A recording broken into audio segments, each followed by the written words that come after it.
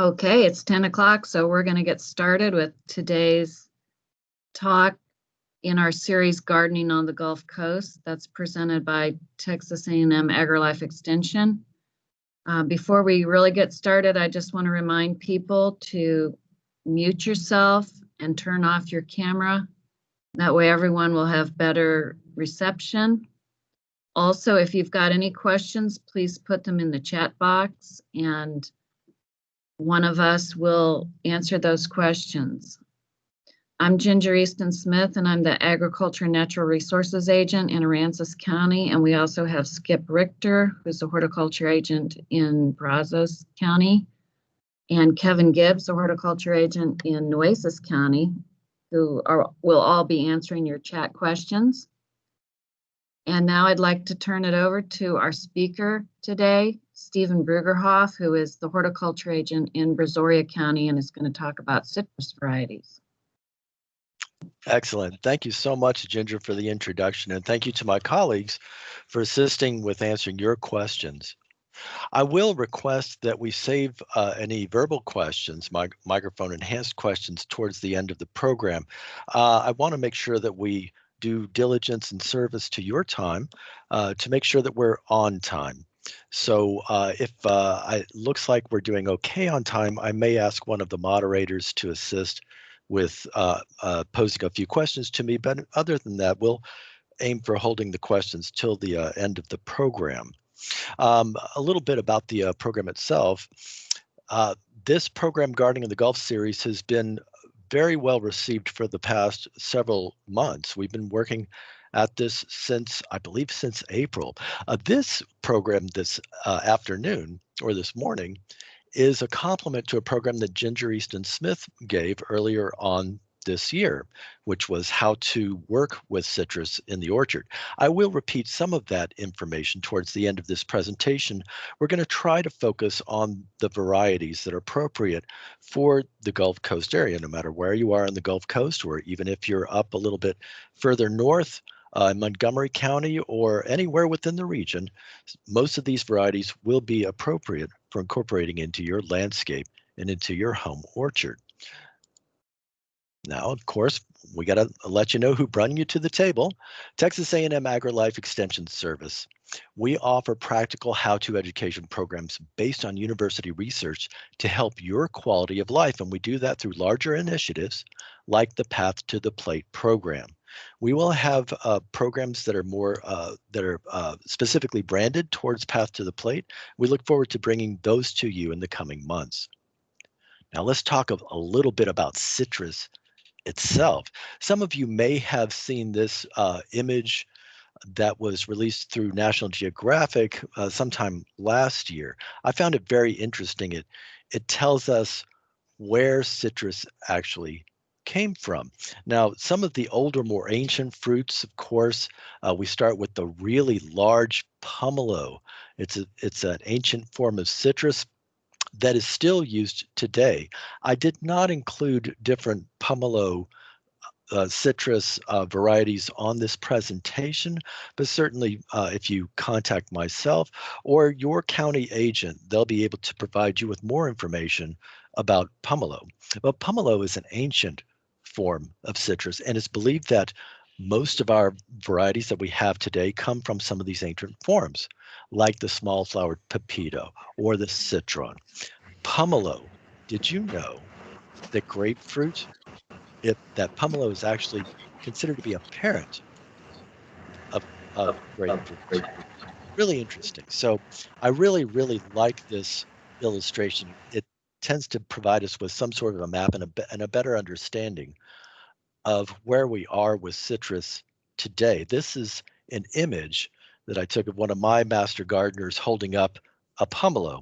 I'm 6'4". My hands are fairly large, and that pomelo was I'd say it was much larger than a softball. I'd say it's three times the size of a softball, if that gives you any idea of what a pomelo looks like. And again, these are ancient fruit that we still celebrate in today's horticulture and in our own culture.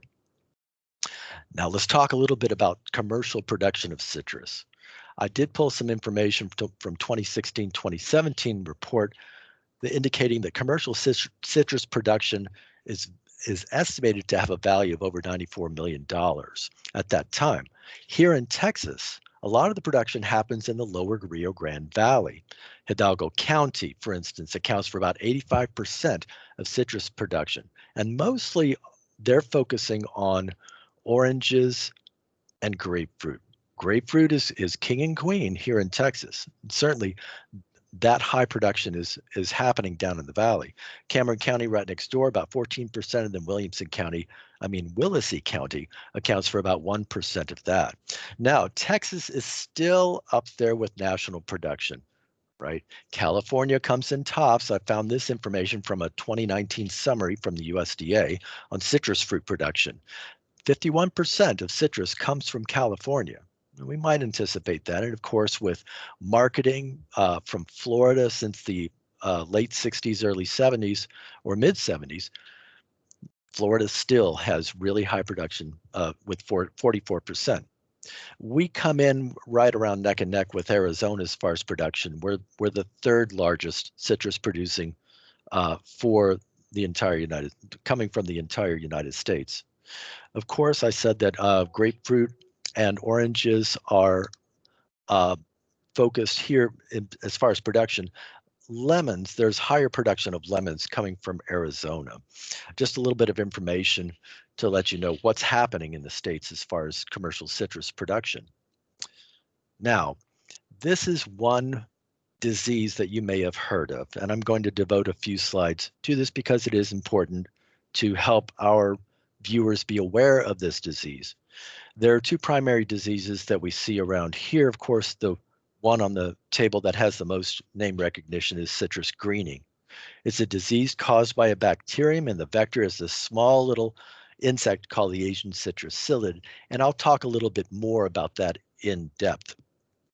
Bottom line is it is heavily affecting the citrus production here in the state of Texas, as well as Florida. Now, even though commercial production has ramped up about an estimated 20%, I believe, across the states, from each one of those states, still, this particular disease has already impacted citrus production in Florida as well as California, and it is of concern in impacting our production here in Texas, in southern Texas. Detection and prevention, of course, are very, very important. And there is a website that I've listed here to find out more about this particular disease. There is a mechanism for reporting or asking for an investigation of your citrus if you suspect you have this disease. And I'll talk about that in a moment. So what is citrus greening? Citrus greening is a bacterium. It's caused by a bacterium that produces bitter, misshapen, irregular colored fruit, smaller misshapen fruits. The symptoms are yellow, blotchy leaves. Literally, it affects the vascular system and starts a decline of the tree itself. Some trees can exist for quite a long time with this disease unnoticed. Some trees have a much shorter lifespan. I borrowed this quote from our kind colleagues in Florida Extension. Citrus greening symptoms can easily be mistaken for a nutrient deficiency. So look at the image on the left. That's typical of the symptoms that we might expect from citrus greening. But if you look at the images on the right, you can see that there's quite a bit of similarities. So it's difficult for the untrained eye, certainly, to discern those two types of activity, nutrient deficiency rather than the actual bacterium itself. It's always best to contact your extension agent to get involved with that, or get in contact with TDA if you're located close to an area, in a large urban area like Houston, where there are inspectors that, once notified, can come out and provide proper investigation towards the tree in ground that you have.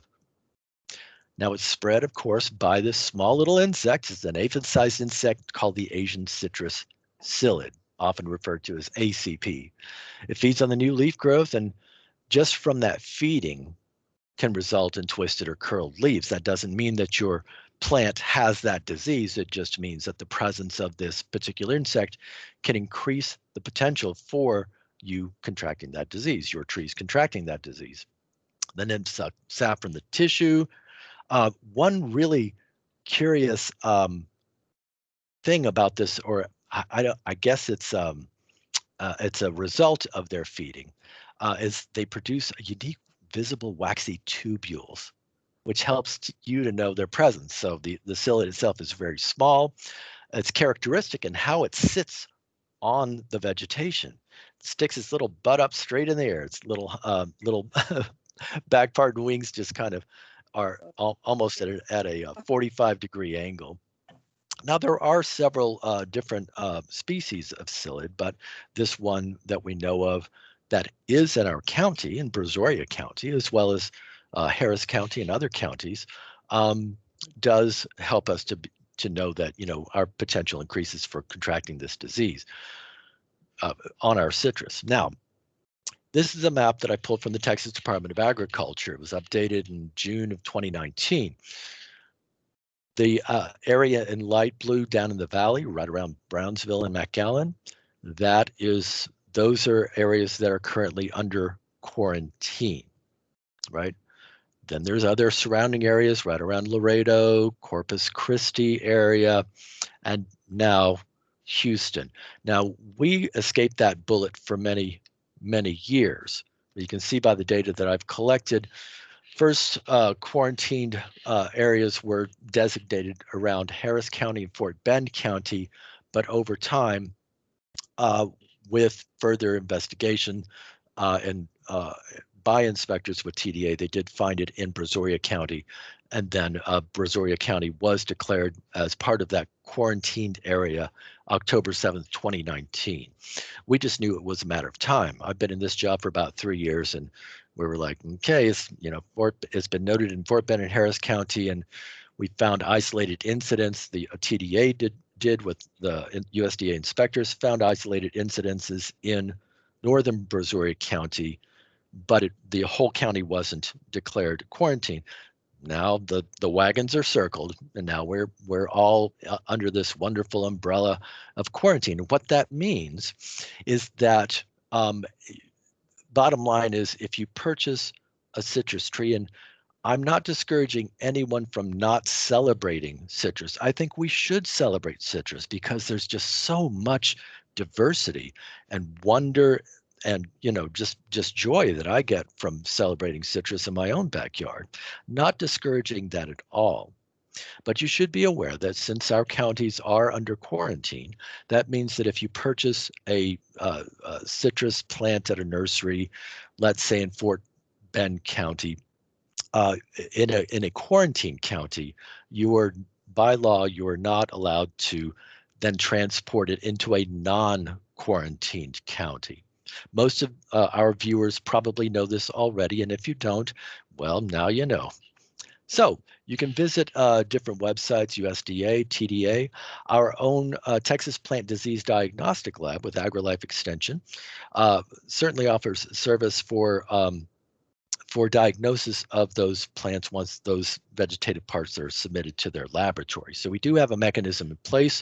AgriLife Extension is part of that solution of identifying this particular disease in the county. And again, if you suspect that your plant is infected with this disease, call on us, call on TDA. We're here to help you.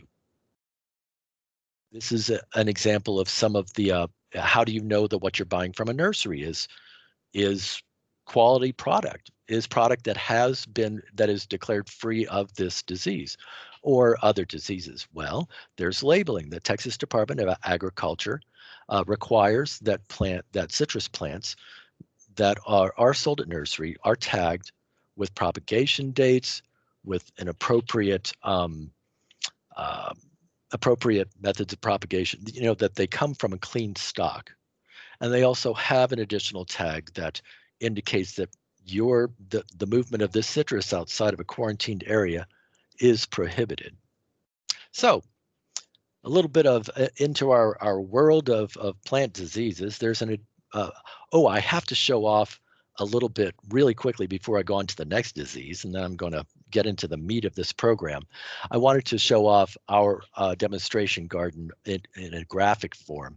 We have a demonstration garden that we call the Brazoria Environmental Education Station.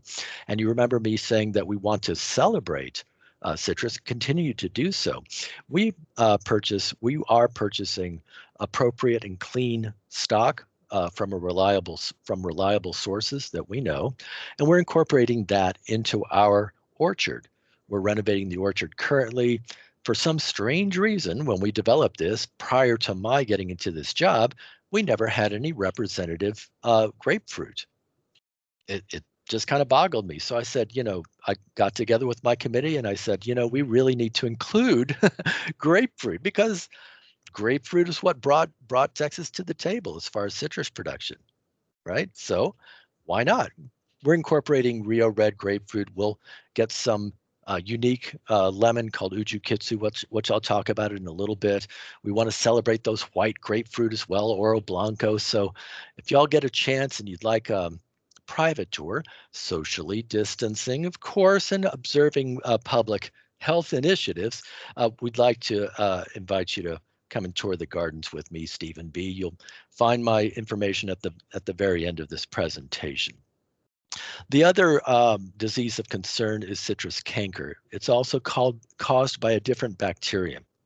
Currently, their quarantine has been enacted in Fort Bend and Harris County, limited in Brazoria County, up and around Pearland. It's in private residences. The symptoms are raised lesions on the fruit itself. There is a fungal pathogen that looks almost similar to this that fooled us for about a second before we really paid attention to it and looked closely at the symptoms.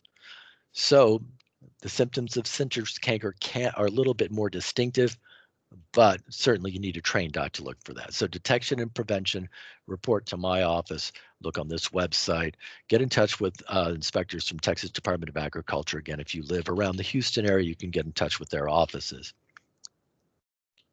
Now, this does have meaning. So this image, maybe this is the view out your backyard if you own some pasture land or prairie land.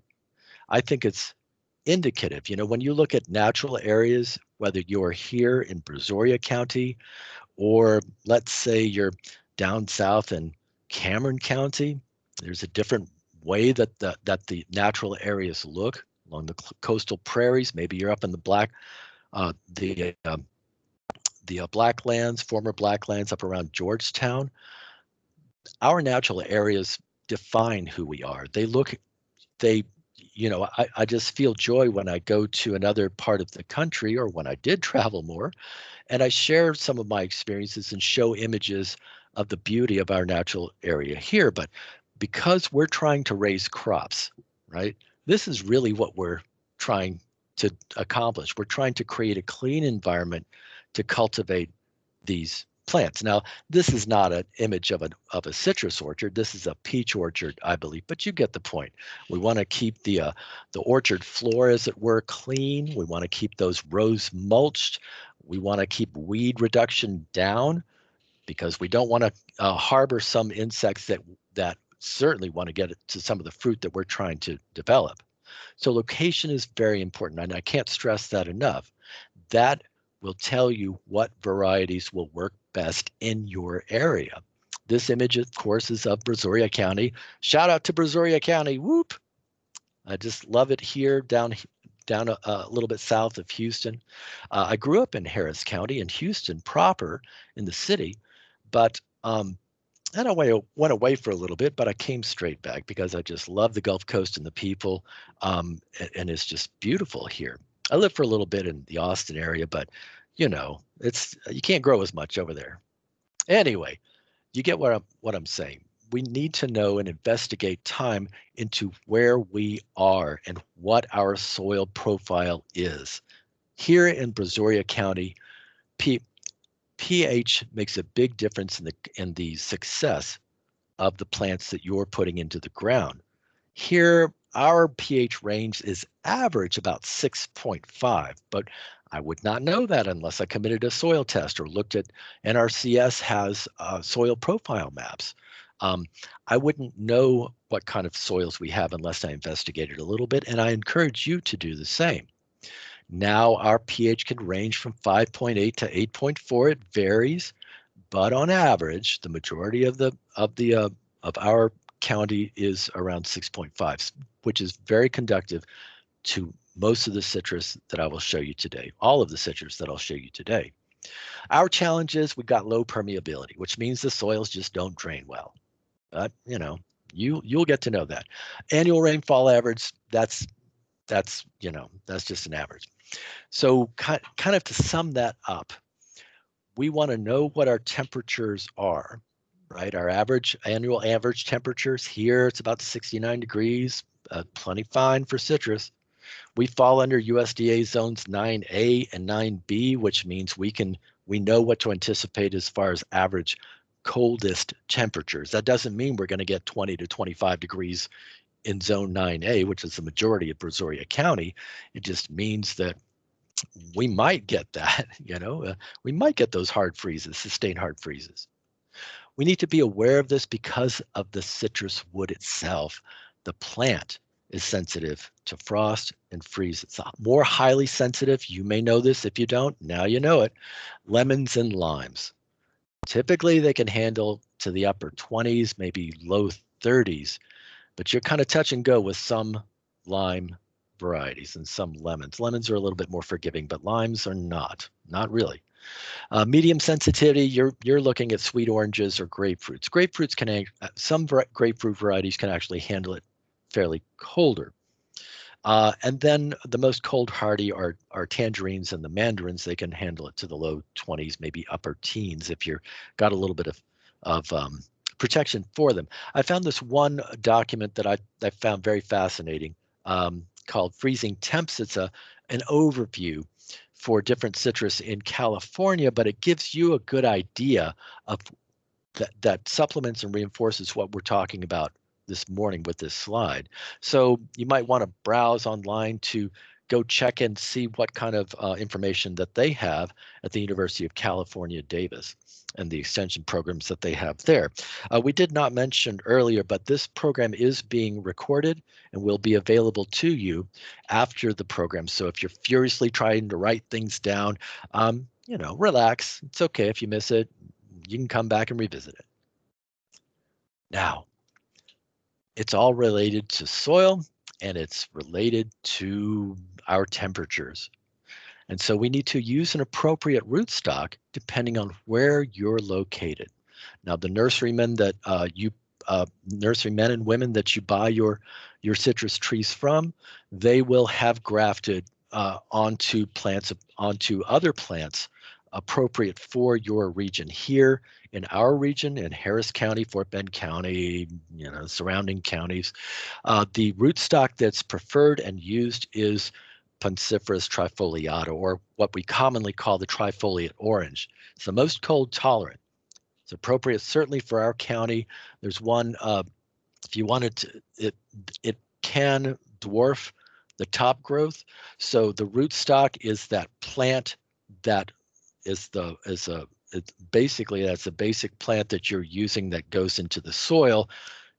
Literally, if y'all are not familiar with this, a rootstock is just that. It's a plant that's used as a stock or a root stock for the plant that you want to get fruit from. Simple as that. And of course, the variety that you're using can dwarf those plants as well. The one that's commonly used for dwarfing here is a variety called Flying Dragon. Carrizo citrange, if you hear that, it's a hybrid that has limited use down in South Texas. The one that's predominantly used, that's more alkaline tolerant, is sour orange. It's a hybrid between Citrus maxima and reticulata, Mandarin orange, and it's primarily used in southern Texas. Now let's get into the heart of this presentation of the program.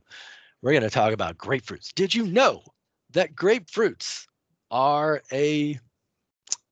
not natural? They're estimated to be a cross between the ancient, big old basketball-sized citrus fruit called the pomelo, and a sweet orange. It was discovered, estimated to be about 1750 in Barbados. It was considered to be the forbidden fruit of Barbados, right? It has that elegant and romantic attribution to it. I think that's just so cool. But when you're eating a grapefruit, it's not it's naturally occurring, but it's more of a natural hybrid, right? So what does that mean? It means that, well, anyway, we're going to go into the history of Texas commercial production in grapefruits. In 1893, the first grove was established in Texas, and there were white varieties followed by pink, but they were often sour and bitter. But the father of the citrus industry, a Mr. John Sherry, bought 16,000 acres, and he was the first crop of seeded white grapefruit in 1914. In 29, ruby red was developed. It was a mutation. Has red flesh, sweeter than its predecessors, and that's what started it all, right? Nearly half the commercial grapefruits, remember, are currently grown in 4 states. Florida, California, Texas, and Arizona make up the 5% that is produced nationally. Now, you might be more familiar with the reds, but like wine, it is about the reds and the whites. Are you a red eater, or are you a white eater? Are you a red-fleshed grapefruit eater or a white-fleshed grapefruit eater? I know that there are some folks that do have health issues with the kind of chemical that's inherent in grapefruit, and you just can't partake of that. And I'm sorry, but for me personally, I don't have that genetic disposition or health disposition. So I prefer both. I actually like both, but let's look at some of the varieties that are available to you. This is an image of a citrus tasting that we held 2 years ago. We have done this annually, but we're not going to have one this year, but we look forward to hosting one next year around December. So grapefruits, red and white. Let's start with the whites. Bloom sweet. It's yellow outer rind, kind of thin, pale flesh, has wonderful fragrant blooms though. So if you're looking for a plant, if you're looking for a citrus tree that has a wonderful heady aroma, you might consider bloom sweet. Now I like bloom sweet because it is sweet. It's not acidic. When I tried that and compared it with some of the other whites and the reds, my personal taste, I really liked that one. The only challenge with bloom sweet is you've got to provide it a little bit of protection. It's not as cold hardy as some of the other. Oh, it is. I'm sorry. I apologize for that statement. It is cold hardy. It's a very cold hardy grapefruit. So you might consider that if you like a milder grapefruit. Cocktail, I have one at home. This is my first year for producing. Woohoo! I've got two fruits on it, and I'm treating them like gold. Right? They're just now starting to tan up a bit. They're starting to turn color. Of course, those colors will intensify as it gets a little bit cooler and as we get more into fall. It has a brighter flavor. I like it again because I like low acid, but I like it for what it is. Like its namesake, it is a good, you can make a good cocktail, adult beverage with a cocktail if you like that, and it's also a good juicer as well. I did try golden. You may prefer a large grapefruit that tastes kind of like an orange, but I did not prefer that one too much, but that's my own preference. I like cocktail and bloom sweet. While they were low acid, they still had a quality reminiscent of the red grapefruits that I love. So, but they're sweeter. But anyway, golden was a little disappointing for me, especially because it was seedy, but it is a great juicer. So if you prefer a grapefruit that's smaller than a basketball, but larger than about the size of a large softball, you might prefer that one. Oro Blanco is another white-fleshed, low-acid, very sweet, juicy. It's got a thicker rind. It's seedless. It does have a few seeds in it, not too bad. And of course, the two kings and queens of the red grapefruits, 29 Ruby Red, started the commercial success. Deep red flesh, seedless. That and Rio Red are hardy to low 20s if they're on the appropriate rootstock. And for our area, because we can get those really low temps, certainly that would be appropriate to establish in our home orchard. So just a really quick review of some of the grapefruits that are available. Now, my friends, there are additional varieties of grapefruits that you might want to explore. I only have so much time to go over some of the plants that are available to us. So thank you very much for viewing this. Let's skip on to oranges. Now, I took this picture last night of the Caracara. I just happen to have some Caracara in hand. Mine came from the grocery store, which came from Chile. But anyway, I just thought I'd give a shout out to my own photography skills. Caracara on the top and last year's Moro Blood. But let's go through the oranges. Typically, oh, by the way, I'm going to skip back just for a moment. Grapefruit come into their own, we estimate somewhere between November and March. Some varieties will tend to start to pink up or tan out, if you will, in mid to late October. The best thing you can do is just pay attention to your orchard, what you should be doing anyway, and check on those fruits every once in a while. I have had this question asked of me before. How do you know when the fruit is ready to go? You have to sample. There's no way around that, folks. You just got to take off a fruit and see if it's ready. If it's not ready, law of averages. Wait a couple of weeks, go out there, pick another fruit, cut it off the tree and cut it in half and taste it. And that's one of the best ways to figure out how ready it is. But we can anticipate a general range for these plants. Orange navels, typically you can leave them on the tree all the way through winter. Of course, if we get a hard freeze, you might want to protect some of those wonderful fruits, but they can last a long time on the tree. And typically we'll start seeing them come in about mid-October. Valencia is the most common. When you go into a grocery store, more than likely, unless it's labeled differently, it's going to be a Valencia orange. So you base your memory of that taste on some of these other descriptors, like N33. We do have a variety of N33 out in our orchard, and the fruits on that are nice and large, about the size of a softball, and they're a little bit sweeter than Valencia. As far as Naval Oranges, for me, I prefer the N33 if you can put it in your yard. Now these trees will get big. We'll talk about that a little bit later. Caracara, it's a little lighter red, right? It's not that true deep orange, little lighter red. You can see by the image I took on the right-hand side. It's a slightly milder. It still has some acidity to it, but I think it's fairly mild.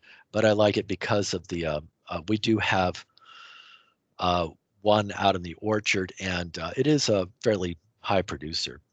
You might consider others like Mars Early is fairly low acid and seedless, and it's a pretty robust producer as well. You often don't see Mars too much outside of Texas in production.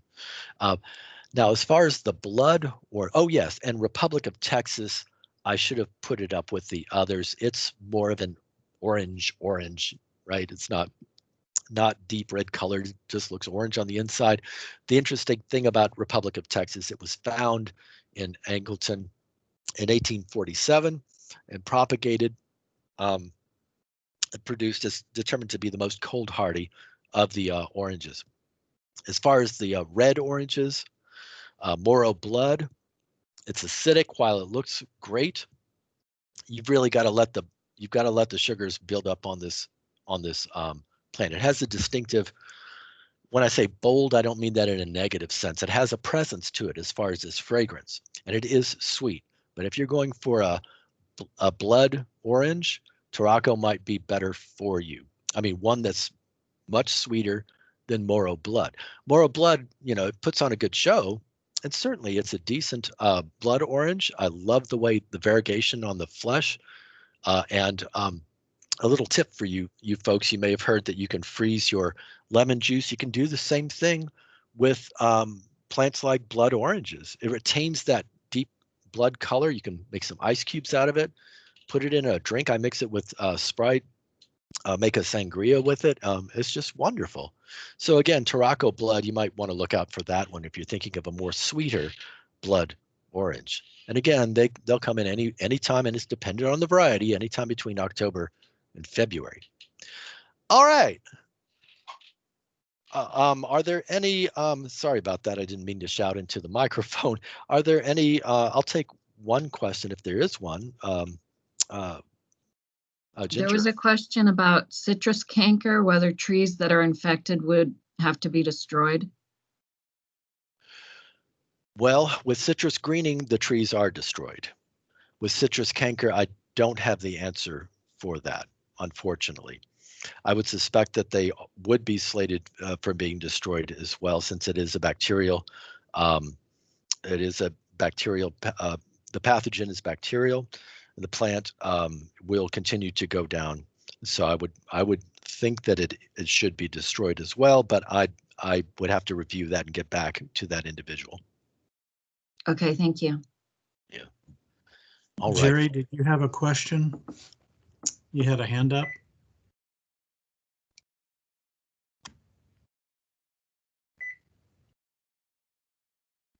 Okay, guess not. Thank you, Skip. All right. What's the difference between a mandarin, a satsuma, and a tangerine? What's the difference? Well, mandarin is kind of it's a general term for the kinds of oranges that fall under that, like satsumas. It's a term that's taken from Japan. They're mandarins are mostly orange fleshed, and they can be highly productive and very easy to care for and long lived. The cool thing about mandarins is that they are those that fall under that, tangerines, the zip skin, or satsumas, they're easy to peel, and oftentimes they're much favored by children. If you're going to send off a snack with the kids, or if if you're vicariously living your inner child, you may like some of the miniolas that fall under that, the little sweeties. Anyway, mandarins are tangerines, clementines, satsumas are all under that general term of mandarin. Oftentimes they're flatter shape, or they have that zip skin. Of course, we know the tangerines, they oftentimes have a tougher skin. They're a little bit more tart. I only have one tangerine listed on a list. I'm not too fond of tangerines, but I know that there are some folks that are. Satsumas in general, they're sweet, juicy, and seedless. They're the easiest variety to peel. Now, what that means is when you're removing these from the tree, that you need to take care. You not like a navel orange. Navel oranges you can leave on the tree until they fall off or about to fall off, or you can, when it's ripe, you can literally twist it right off of a branch. Not so with these zip skin varieties.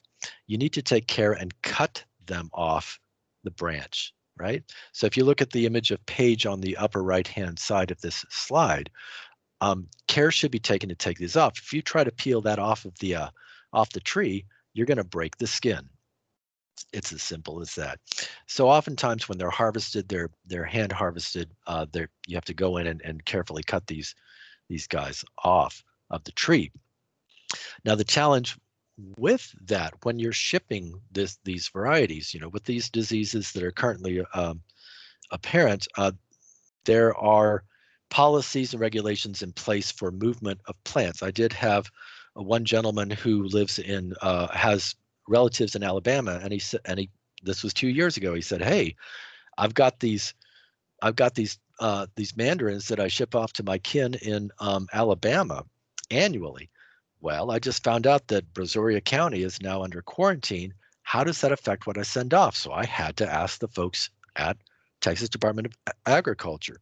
And they said, well, he can still ship, he can still safely ship the fruit off as long as there's no vegetation attached to it. So there you go.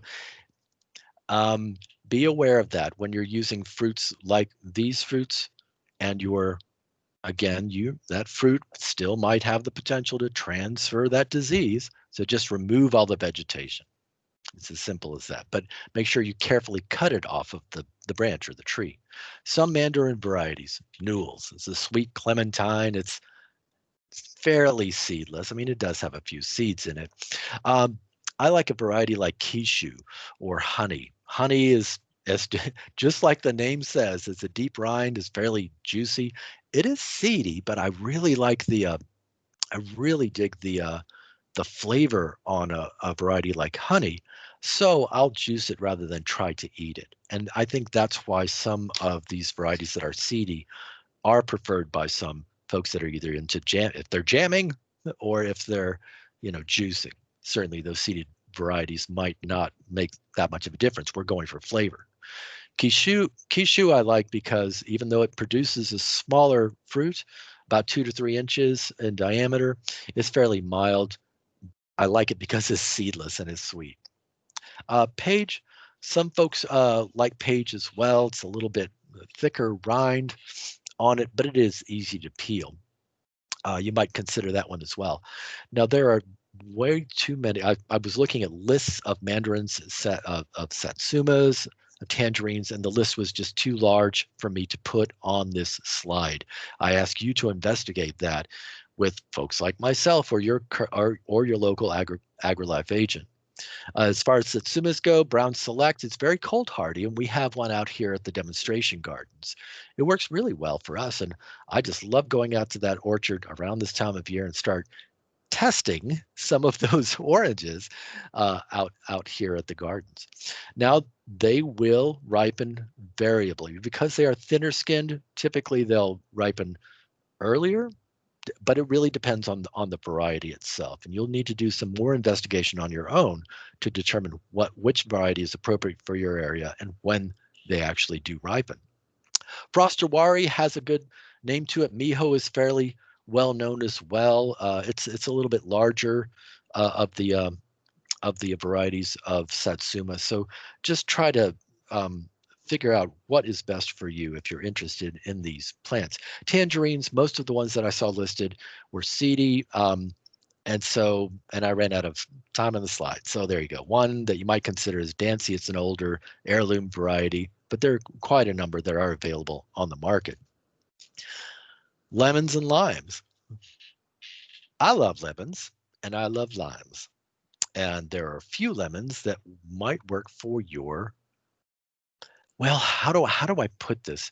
I was talking to a community member, someone in the public, and I remember now, I was taking this person on a tour through our demonstration garden, and we have a Lisbon, no, it was a Ponderosa lemon, and we had a Meyer Improved, and we sampled each one of those. Ponderosa tastes and smells like that lemon, right? I want to say kind of like lemon. I don't like to use the word lemon pledge because you might associate that taste with that, but I want a lemon to, taste and smell like a lemon. Certainly Ponderosa takes that up in spades, but Meyer Improved is a little bit milder. It's a little bit sweeter. So this person that I took out to the orchard, they actually preferred Ponderosa over the Meyer Improved. Go figure. I think it's all up to individual taste, but we'll start with Lisbon. Lisbon's a tart lemon. It's seedless. It is cold hardy to the mid-20s. So it's one of the more cold hardy lemons for our area. And it's a fairly common lemon that you might find at your grocery store. Of course, Meyer Improved. Meyer Improved was developed to combat some of the diseases that are tristeza, I believe, that are currently out there. And the difference between Meyer and Meyer Improved is now you will see Meyer Improved. You really won't see Meyer itself, the variety just called Meyer on the market. What you commonly see is Meyer Improved. They'll mature about October. They can store really well on the tree into January, but be careful of the freezes. You might have to go out there and start harvesting some plants some fruits a little bit early. It does sweeten as it matures. Of course, I talked about Ponderosa. It's a great juicer. It is a little seedy, but it provides you with that wonderful taste that we expect from a lemon. And then one variety that was developed many, many years ago, considered to be lemonade on a tree. a very prolific producer when it starts to produce. After about 3 to 4 years, you might start getting good production on it. They produce really large fruit. The sugars are built up so much in the fruit itself. Literally, you can squeeze that out, put it into a glass, no sugar, and it tastes like lemonade. It's amazing. But, you know, as itself, it may not be what you would prefer to cook with or use. When you try to cook with a plant like that, it's going to lose a lot of its flavor is lost. It's gone. So think about that when you're thinking about lemons to incorporate into your cooking. Limes, well, I'm just going to go through two that I know of. I've got both in my backyard, and the Persian lime did produce for me this year, and it was glorious. I made key lime pie. You're supposed to use key limes for key lime pie. Trust me, Persian lime will work for a key lime pie. All right, Persian is also known as Tahiti or bears, right? They're larger than a key lime and they have a milder flavor. But you know, mine, I'm not going to turn away a lime that's being produced in my backyard. So I love that I have both of them. The Mexican or the key lime is a lot more sour, but it might be better for container growing. I do have the Persian lime in a container, but I'm going to move it out this year into the yard. I just moved into a new house and I'm confident we'll be there for at least a year. So I'm going to put it in the ground. I'm like, man, I cannot keep torturing this plant in the container. It needs to go in the ground. But the Mexican and the key lime, I do have one that's thornless. So there are thorned varieties. Watch out for that. They do produce a much smaller lime. If you've gone to the grocery store and you've seen tiny, tiny little limes and you're like, hey, did they pick these early? No, they did not. This just the variety, right? So I've got that one, and I'll report back to you when as I grow this particular plant, successfully grow it as well. I'm not going to talk about some of the other plants that you may have questions on. Of course, you can ask us. You may have been asking these questions throughout the presentation. Certainly, you can get back in contact with myself or your local horticulture agent or ag agent in your area to talk about plants like calamondins or lime quats or the Thai limes. Just get in touch with us. We'll be able to provide you with information. A little bit of redundant information on growing these plants. All citrus require what? That's right. They require full sun and great drainage. They'll, you know, again, citrus in general will start to mature about October. Oh, one thing that I did not mention, lemons and limes. Limes may have more than one production per year, right? So oranges, you're looking at fall or, you know, winter for harvest. Same thing for grapefruits as well. But limes and lemons, you might get several harvests throughout the year. So anticipate that. So in general, we begin to harvest in October. Some of those fruits will store well until February. They can vary in height. We're looking at Naval Oranges and grapefruits. You can get pretty darn big, 12 feet and up if you let them. I visited some clients. I'm like, wow, why did you let your tree grow to 26 feet tall? You'll never get those fruit. Mandarins, they can be kept fairly low, and they are great for containers. If you're thinking about the mandarins, you know, satsumas, you might consider a container growing for those plants. Tangerines as well. Lemons, you're looking at about 12 feet plus, and limes, you know, fairly short stature as well. Keep them trimmed to the height that you can get to them. Fertilization, you can find this information elsewhere. It's repeated just for your quick glance, your 80-mile-an-hour down the highway botanizing, right? When you're looking at plants and you're trying to recognize plants at 70 miles an hour, anyway, this will give you at least a snapshot of some of the fertilization that you can apply. It depends on what kind of nutrients are available in your soil. Always get a soil test. If you haven't done so, get out there and do it. It's especially important for your orchards, right? For the plants that you're raising. You want to keep an eye on the nutrient levels, but these are general. In general, you want a balanced fertilizer of a 3:1:2 ratio or 18:5:10. How's that? we're looking at a ratio of 3% of the product, nitrogen, 1% phosphorus, and 10%, 312% potassium, whatever that works out in that ratio. But again, these are all based on what is necessary for your growing environment, and that's accomplished through a soil test. As far as tips go, fertilize 3 times a year. Valentine's Day, Mother's Day, and Father's Day is just a general rule of thumb, but do not do this after September or October. Folks, we do not want to have your plants growing at a time when they can succumb to those freezes we may get. Citrus does have the habit, this is a general caveat, of alternate bearing, which means there might be some years that you get great production and all of a sudden, boop, you don't get any production at all. Well, plants need a rest, just like we do. I don't like to anthropomorphize things, but you get what I'm saying. You got to let these plants rest sometime and expect that they will be alternate bearing. And then, put out the fertilizer at the drip line. Pruning, we're not going to get into pruning, but basically for these plants, we're pruning to their shape. But I do advise you to keep them to a height that you can get to those fruit, unless you really like critters getting your fruit. We're winding up this presentation for you now. Some resources for you. Of course, the South Texas Citrus Alert, information about some of those diseases like citrus greening and citrus canker. It's important that we identify where that is to help stop the spread of citrus greening and citrus canker. Aggie Horticulture, your one-stop shopping for citrus, fruit, and nut information. There are different websites that you can go to. Again, you will have access to this presentation so that you can copy this information to investigate further.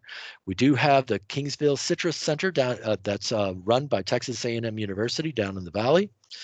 They are working hand in hand with the commercial industry, and they do provide quality research to make sure that our producers, as well as homeowners, our homeowners do benefit from the information that they provide in the research that they're into. Plus, they also direct the Budwood program, which is clean material that's used in propagation for citrus, and you have to have a license to do that. You may decide that you want to join a wild and crazy group of folks, Texas rare fruit growers. Of course, I do have colleagues in Extension that participate with this Facebook group. It's often interesting what kind of different varieties you might see out there. So you may peruse through that resource. And again, we always have to acknowledge the wonderful resources from our colleagues in Florida and California. There's just one link to horticulture, citrus and horticulture from our colleagues at the University of Florida Extension.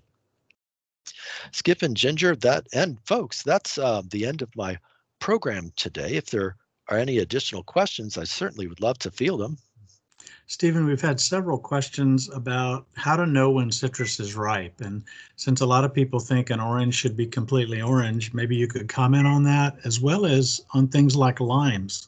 What color should a lime be when it's ripe? That's a really good question, and thank you, Skip. Well, folks, so one is to find the information about that particular variety and when it's anticipated to begin to become ripe. So certain grapefruit, I'm trying to think of a cocktail, the one that I have at home, it will start to come out of its green state, right? It'll start to tan up a bit because cocktail is more of a yellow colored fruit rind. It's already starting to pull that kind of a blush on it. It actually might be ready now. Some of these fruits are ready in a green state, but as they're given time, as the weather becomes more cold, the plant focuses a lot of the sugar production in that fruit, and certainly can enhance the quality of that fruit. So it's kind of a mixed bag answer. I apologize that I'm kind of sounding like I'm all over the place, but they do have the potential to be eaten when they're in a green state around the time that they're starting to, that they're anticipated to be ripe.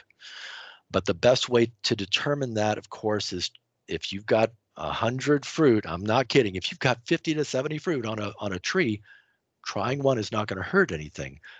It will give you an average of when the rest of them are. A lot of it comes with just experience, getting out there and getting to recognize the change in that fruit as it matures through time. And that will be your best indicator. For the newbies, you might get together with somebody that is already growing a fruit that you're more familiar with or you'd like to grow, or just learning from that first year of production. As far as limes go, limes will actually start to turn yellow, and my Persian lime is, and it's still viable. The limes, I would suggest to let them get. It's Skip. This is a tough question.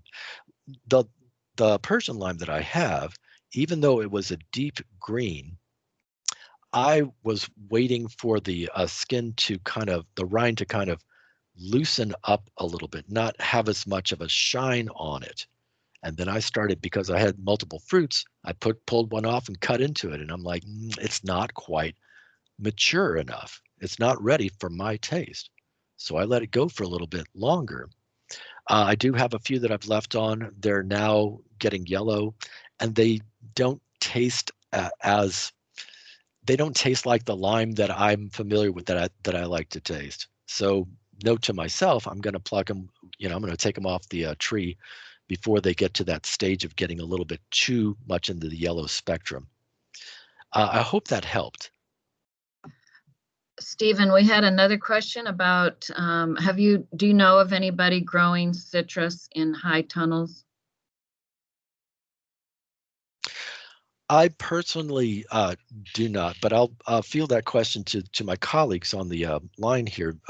Ginger or Skip, do y'all know of anybody who's growing citrus under high tunnels right now? I don't. And Skip. I commented in the chat. I'm not familiar with production in a high tunnel. It wouldn't be a good commercial approach, but I guess a homeowner could certainly do it, especially depending on how far north you lived and if you were able to provide heat in addition to the tunnel. And then we also have quite a few questions now that are that just come in recently. What about a citrus tree that sets a lot of fruit, but it loses most of it, and not just the pea-sized fruit drop? What's your recommendation about that? Could it need more nitrogen? If the fruit drop is a natural phenomena for some of these plants, they're bearing so heavily and so much that I would anticipate that there would be some fruit drop on the plant itself.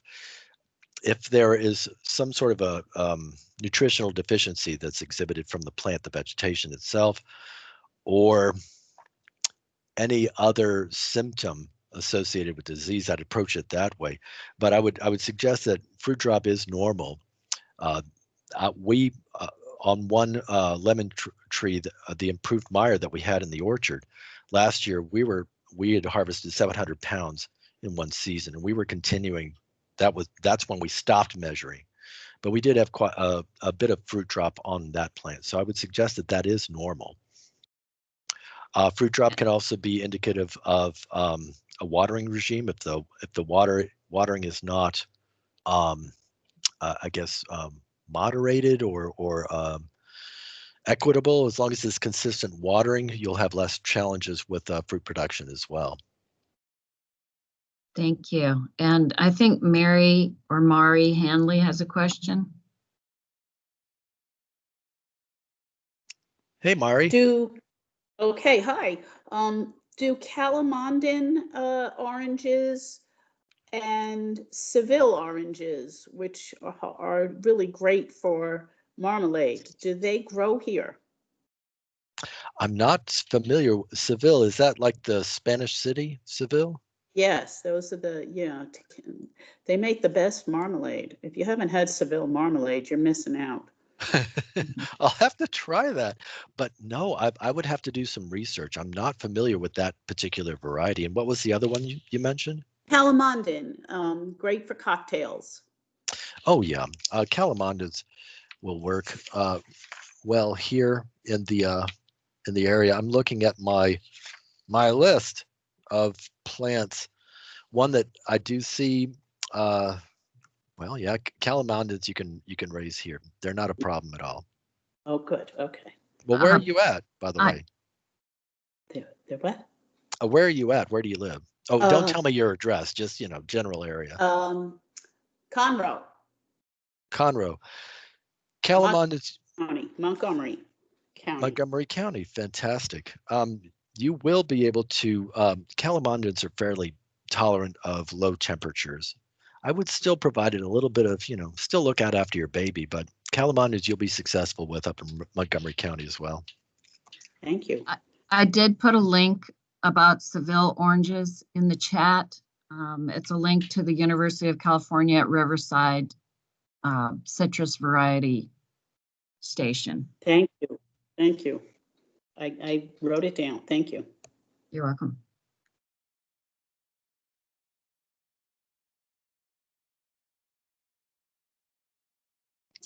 All right, folks, anything else? We kind of had a flurry of questions, so if your question didn't get answered, if you would just re-enter it, we're about to close down, but we sure would like to get to it. Well, folks, I thank you all for joining us today. It's been a pleasure to serve our community, serve our larger community through this medium. We're going to continue on with gardening on the Gulf Coast next week, October the 7th, same time, same channel, gardening with native plants. I'll be talking about native plants that you can grow successfully, depending on where you're at in Texas, but there's quite a number of native plants that will work that have a larger distribution that we should be aware of across counties in Texas. So I hope that you'll join us next week. We're going to continue on through the rest of October as well. Thanks for your excellence. Could you address a phenomenon called the second greening on lemons and oranges? That's when the lemon, if left on the tree a little bit too long, sometimes they'll turn green again. And how about? Yeah, I'm not. I apologize. I'm not as well versed in that. I've heard of it. I've not witnessed it, but I've not researched it either. I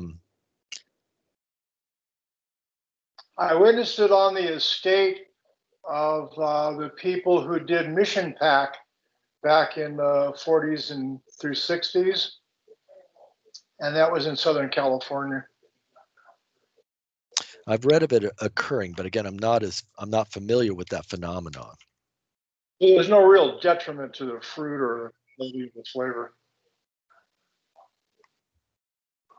Excellent. Well, thank you for sharing that with us. I want to remind everyone before we go that you will be receiving a link to this presentation, so you'll be able to watch it again at your leisure, as they say, and you'll also receive an evaluation form. And if you could fill that out, it's short. It won't take more than 5 to 10 minutes, but we would really appreciate it if you could do that. These programs are magnificent, and thank you for the productivity, the production of the programs. Thank you, You're Stephen. welcome. Thank you. Well, there's many more to come, and I'll put in a plug for Stephen's upcoming program, Gardening with Native Plants, and that's coming up next week. Also, each week we'll have these kinds of programs going on, so please stay tuned and come back. Thank you. Thank you all for attending, and thank you, Stephen. Hey, thank you. Thank you, Ginger, Skip, and I know that Kevin was on as well, so thank you all. We'll see y'all next week.